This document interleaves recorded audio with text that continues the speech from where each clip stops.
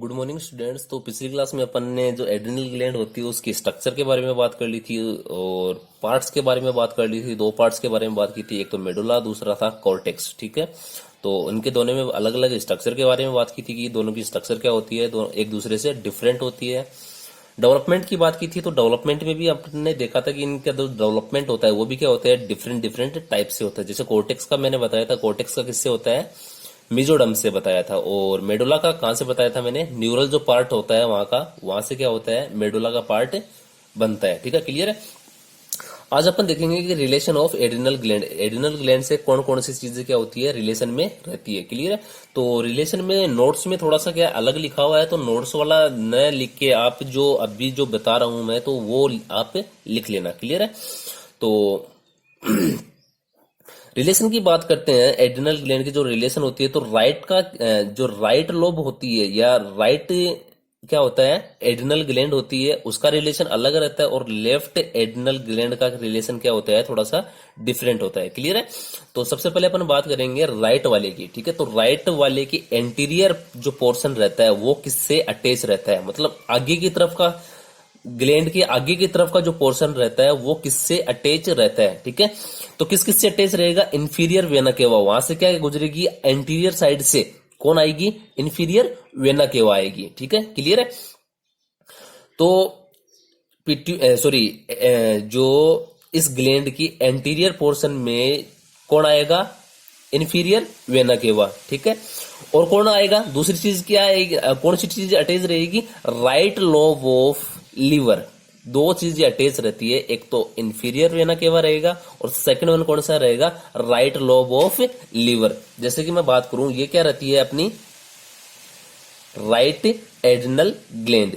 ठीक है, इसका जो एंटीरियर पोर्शन है, मतलब आगे वाला पोर्शन आ गया। ठीक है, आगे वाले पोर्शन में एक तो क्या आएगा, जैसे कि ये क्या आएगी, इंफीरियर वेना केवा। ठीक है, क्लियर। और दूसरी चीज क्या रहेगी, इसके जस्ट सुपीरियर साइड में और मिडिल साइड में क्या रहेगा, राइट लोब रहेगी, किसकी, लीवर की राइट लोब क्या रहेगी, इसके साथ में रिलेशन बढ़ाएगी। क्लियर है।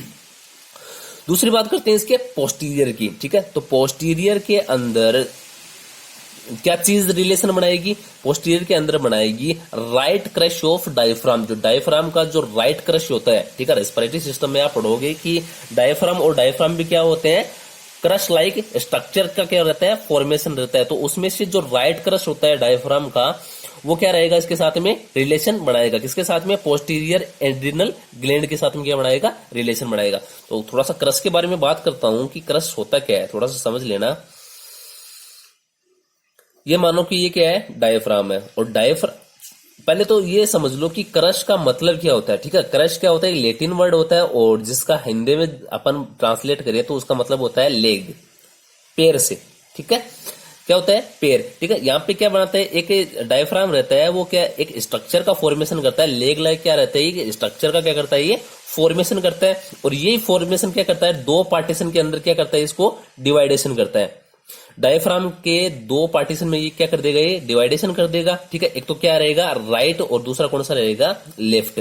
ठीक है, और इसी को क्या बोलते हैं अपन, राइट क्रश और लेफ्ट क्रश। ठीक है, क्लियर है। बाकी डिटेल्स में अपन पढ़ेंगे रेस्पिरेटरी सिस्टम के अंदर। ठीक है, तो क्रश क्या किसको बोलते हैं, लेग्स लाइक स्ट्रक्चर का क्या कर लेता है, ये फॉर्मेशन कर लेता है, दो पार्टीशन में बना लेगा, एक तो राइट और दूसरा कौन सा, लेफ्ट में। जो राइट वाले साइड को अपन क्या बोलते हैं, राइट क्रश ऑफ डायफ्राम, और लेफ्ट वाले को क्या बोलते हैं, right crush of diaphragm. Clear है। तो रिलेशन में अपन जो राइट जो ग्लैंड होती है उसके जो रिलेशन पढ़ लिया था अपन ने, तो एंटीरियरली को क्या दो चीजें प्रेजेंट थी, कौन सी, इंफीरियर वेना केवा और राइट लोब ऑफ लीवर, और पोस्टीरियरली कौन प्रेजेंट रहेगा, right crush of diaphragm. Clear है। अभी बात करते हैं लेफ्ट साइड की।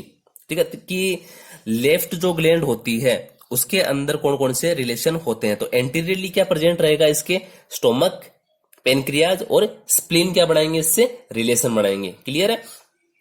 बात करते हैं पोस्टीरियरली। ठीक है, तो पोस्टीरियर में क्या प्रेजेंट रहेगा, तो पोस्टीरियर में प्रेजेंट रहेगा कौन, राइट क्रश ऑफ डायफ्राम। उधर कौन था, सॉरी, उधर कौन सा था, राइट क्रश ऑफ डायफ्राम, और इधर कौन सा आएगा, लेफ्ट क्रश ऑफ डायफ्राम। ठीक है, क्लियर है। ये थे इसके रिलेशन। नेक्स्ट अपन स्टडी करते हैं इसकी ब्लड सप्लाई की। ब्लड सप्लाई, नेक्स्ट स्टडी करेंगे इसकी ब्लड सप्लाई की, ठीक है। तो जब इसकी ब्लड सप्लाई की बात करते हैं तो मेन जो 3 आर्टरीज होती है, 3 आर्टरीज जो होती है वो करती हैं इसको ब्लड सप्लाई, दोनों को, ठीक है। तो 3 आर्टरीज क्या रहेंगी, सेट रहेगा इनका, तीनों आर्टरीज का क्या रहेगा, सेट रहेगा, और तीन ये मिलके क्या करेंगी, इसको ब्लड सप्लाई करेंगी या ब्लड देंगी इसको, ठीक है। तो कौन कौन सी आर्टरीज होती है, ठीक है। तो पहली आर्टरीज जो होती है वो होती है superior supra renal artery.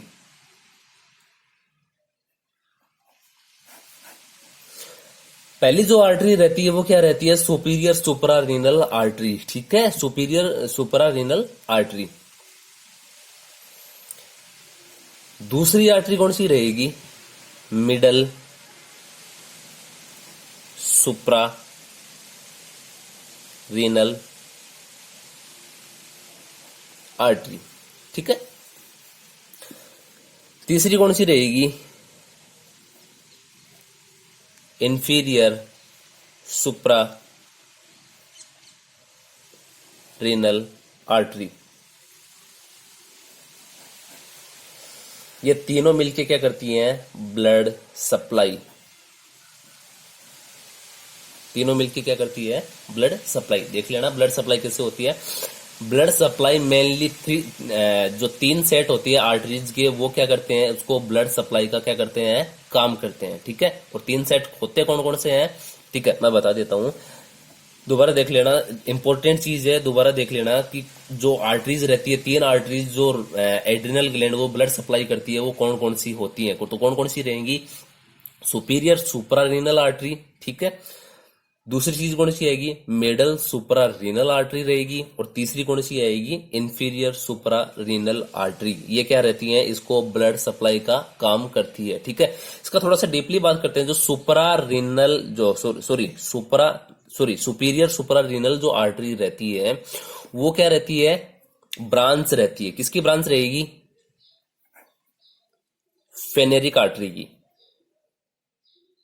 फेनेरिक artery की क्या रहती है, ये ब्रांच रहती है, ठीक है। तो इसके अंदर इतना ज्यादा याद रखने की जरूरत है नहीं कि किसकी ब्रांच रहती है, क्या रहती है। सिर्फ सिंपल से 3 वर्ड याद रखने हैं कि 3 आर्टरी रहती है, वो क्या करती है, ब्लड सप्लाई का काम करती है। Superior suprarenal artery, middle suprarenal artery और इंफीरियर सुप्रारीनल आर्टरी, ये आर्टरी रहेंगी, वो क्या करेंगी, ब्लड सप्लाई का काम करती है।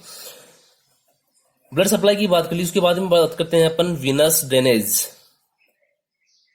विनस ड्रेनेज का मतलब होता है जहां वो वेन्स जो क्या करती है, वहां से ब्लड का क्या करती है, आउटकम करवाती है। वहां से ब्लड को क्या निकालती है, डीऑक्सीजनेटेड ब्लड रहता है, उसको क्या करती है, वहां से निकालने का काम करती है। उसको क्या बोलते हैं, विनस ड्रेनेज, ठीक है।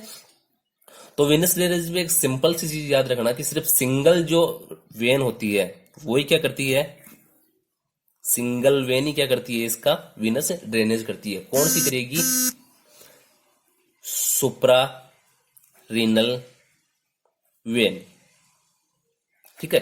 सिर्फ एक आएगा, कौन सी वेन करती है इसकी, विनस ड्रेनेज कौन करेगा, सुप्रा रीनल वेन जो होती है इसका क्या करती है, विनस ड्रेनेज का काम करती है, ठीक है। क्लियर है। तो आज की क्लास में अपन ने पढ़ लिया इसके जो रिलेशन थे वगैरह वगैरह की, क्या क्या इसके रिलेशन थे, ठीक है। इसके ब्लड सप्लाई की बात कर ली, विनस ड्रेनेज की बात कर ली। अगली अपन क्लास में बात करेंगे इसकी मोस्ट इंपोर्टेंट जो कैटेगरी आती है, इसके फंक्शन की या फिजियोलॉजी की बात करेंगे अपन नेक्स्ट क्लास में। Thank you.